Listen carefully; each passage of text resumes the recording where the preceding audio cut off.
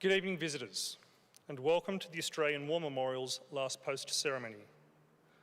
My name is Jared Pratt, and joining us today from the Royal Australian Navy is Chaplain Sonia Nugent. Today's last post ceremony tells the story of Private Miller Mack, an Aboriginal soldier, and as part of the National Reconciliation Week, which runs from the 27th of May to the 3rd of June. These two dates mark important milestones in Australia's journey to reconciliation. On the 27th of May, 1967, the Australian public voted overwhelmingly to change the Constitution to include Aboriginal people in the census and to allow the Commonwealth to create laws for them. And on the 3rd of June 1992, the High Court of Australia made the historic Mabo decision, which acknowledged Aboriginal and Torres Strait Islander peoples' unique connection with the land.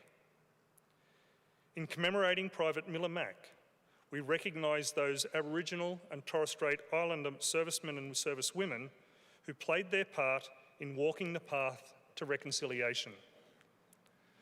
Aboriginal and Torres Strait Islander people have served in every conflict and commitment involving Australian defence contingents since Federation, including both World Wars. They came from a section of society with few rights, low wages and poor living conditions. But once in the Australian Imperial Force, they were treated as equals, paid the same as other soldiers, and generally accepted without prejudice. Despite their courage and commitment to fighting for a nation that afforded them second-class status, most came back to much the same discrimination as before. By telling their stories, we hope to come to an understanding of the depth of their sacrifice and dedication, which will in no small way illuminate the path to reconciliation. A shared history of service and commitment will unite, not divide. This evening, we commemorate the service of Aboriginal and Torres Strait Islander peoples and National Reconciliation Week and the milestones by which it is defined. We're honoured to acknowledge Mr. Keith Payne, recipient of the Victoria Cross, accommodated by members of Kimberley Squadron, Gidja Patrol.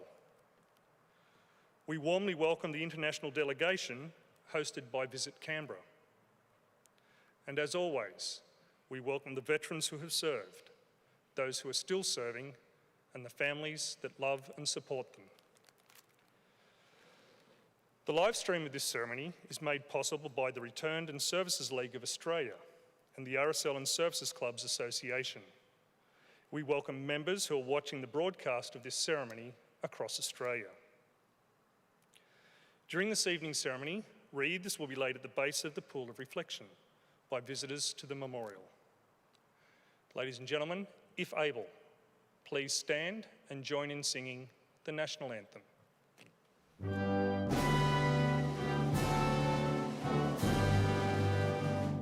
Australians, oh, let us rejoice, for we are one and free. We've golden soil and wealth for toil. Our home is good by sea. Our land abounds in nature's gifts of beauty, rich and rare. In history's page, let every stage advance Australia fair. In joyful strains, then let us sing, advance Australia fair. If able, please be seated.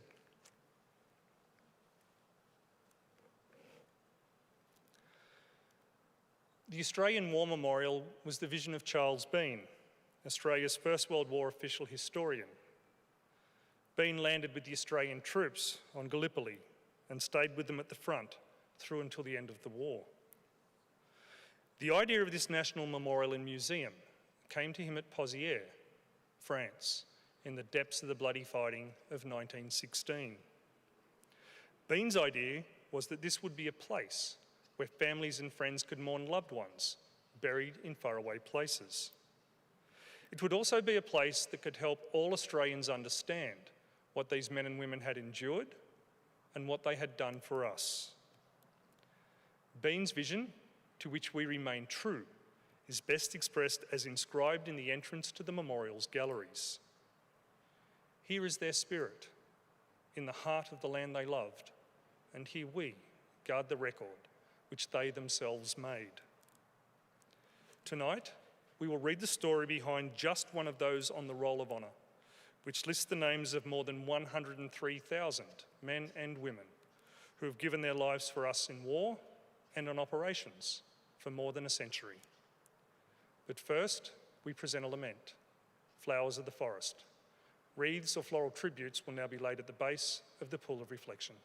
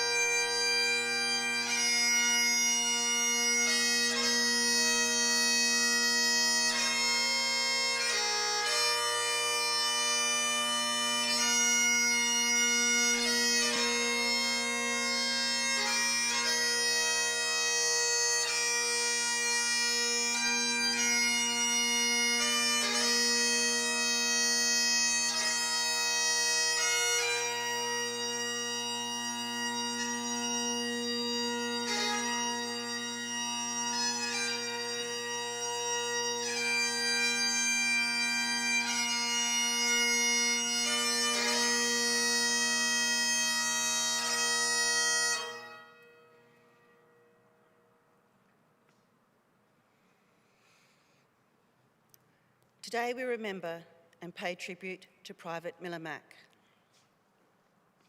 Miller Mack was born on the 1st of March 1894 at the Point Macleay Mission Station on Narranyeri country in South Australia, today known as Raukin. He was the fifth born child of John Tawara Mack and Margaret Catapelwood Pinky Carpeney. The family lived and worked at the Point Macleay Mission, which was run by the Aborigines Friends Association from 1859 until it was transferred to state government control in 1916. Miller attended the mission school with the children from other Narranyeri families living at the station and the Indigenous children living in the dormitories on the mission. After he finished school, Mack worked as a labourer on the mission's farm and played for the local Manuka football team. Miller Mack enlisted in the Australian Imperial Force on the 23rd of August 1916 with fellow Narranyeri men Francis Alban Varco and Clifford Tony Wilson. He was assigned to the 7th Reinforcements of the 50th Infantry Battalion in the rank of private and began training at the Mitcham camp outside Adelaide. Private Mack returned home to the Point Macleay mission on embarkation leave before departing for England aboard the troop ship Afrique on the 6th of November 1916. Mack fell ill on the voyage to England with a fever and cough, but spent the rest of the voyage in good health. Private Mack arrived at Plymouth on the 9th of January 1917 and joined the 13th Engineering Battalion for further training. Mack was admitted to Camp Hospital 3 times with influenza between January and April 1917. Miller Mack departed England for France in May 1917, joining the 50th Infantry Battalion on the 13th of May in Bouille. A few days later, the battalion were transported by train to Flanders in Belgium. In early June 1917, it took part in the Battle of Messines, supporting the second phase of the attack before moving through to the front line. After the battle, the 50th Battalion remained in Belgium. On the 7th of July 1917, Private Mack was admitted to the 13th Australian Field Ambulance, suffering from fever, pain in his right side, and a worsening cough. After 10 days, he was transferred to Tooting Hill Church Lane Hospital in London with bronchitis and severe pneumonia, where he remained throughout July and August. During this time, he lost 20 kilograms. In September 1917, after 3 months in hospital, Miller Mack was diagnosed with tuberculosis of the lung. Miller Mack was discharged from hospital and returned to Australia aboard the SS Border. He was one of 2,000 Australian soldiers sent home with tuberculosis during the war. He reached Adelaide on the 21st of November 1917 and was admitted to the Bedford Park Tuberculosis Hospital and then to the Nyanyara Sanatorium. While at Nyanyara, on the 20th of April 1918, Mack was charged with drunkenness, interfering with a non-commissioned officer in execution of his duties, and obscene language. He was fined £1, 15 shillings and 10 pence. Private Mack was officially discharged from the Australian Imperial Force on the 25th of May 1918 as permanently unfit due to tuberculosis of the lungs. He returned to Point Macleay Mission Station in November and attempted to return to work, but he could not due to his illness. He went to Adelaide in February 1919 and sought employment with the Meningie Local Repatriation Commission. The commission assessed him as being unfit for work and granted him sustenance payments for 3 months. Shortly after his return to Adelaide, Miller Mack was readmitted to the Bedford Park Tuberculosis Hospital. He died of influenza and tuberculosis on the 3rd of September 1919. He was buried in a small pauper's grave in the West Terrace Cemetery in Adelaide, with no markers of his military service and without the knowledge of his family. He was 25 years old. In 1920, his uncle, Matthew Coppenrary, wrote to the Register newspaper requesting public donations towards a memorial for Mack's grave in recognition of his military service. The Bedford Park Sanatorium donated £2 and 9 shillings towards the memorial, noting that, while he was in this institution, by his kindly and manly nature, he endeared himself to us all. And when he went, we felt that we had lost a dinkum pow. Those of us who knew him in camp and abroad can testify to his sterling qualities as a soldier and as a man. The grave marker was ultimately provided by the Office of Australian War Graves. However, Mack's grave remained outside the military section of the cemetery, about 10 metres from the other men from his battalion. In 2017, Miller Mack's remains were removed from the West Terrace Cemetery and brought home to Ralkin. He was reburied with full military honours on country in March 2017. His name is listed on the Roll of Honour to my right, among almost 62,000 Australians who died while serving in the First World War. His photograph is displayed today by the Pool of Reflection. This is but one of the many stories of service and sacrifice told here at the Australian War Memorial. We now remember Private Miller Mack, who gave his life for us, for our freedoms, and in hope of a better world.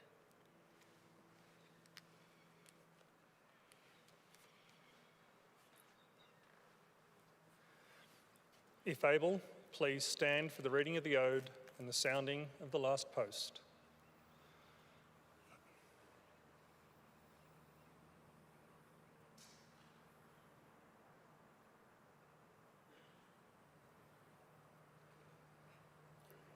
They shall grow not old, as we that are left grow old.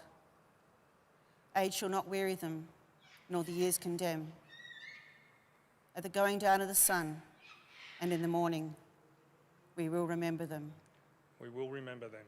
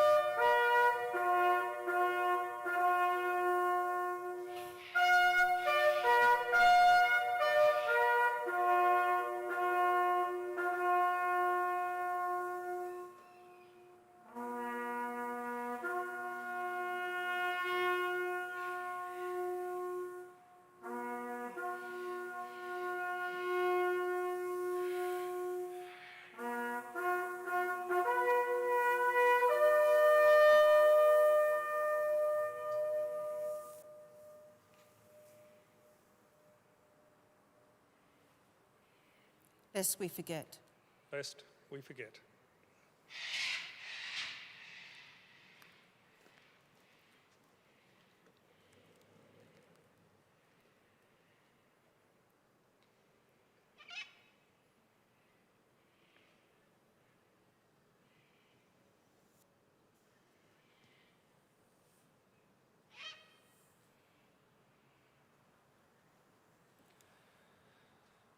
We leave you this evening with the words of the memorial's founder, Charles Bean.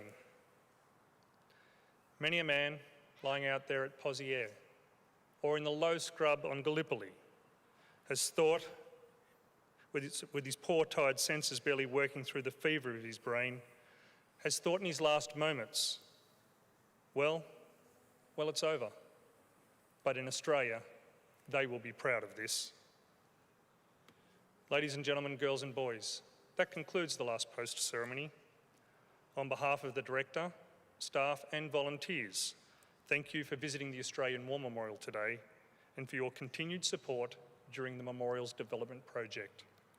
We wish you all a very pleasant evening. Thank you.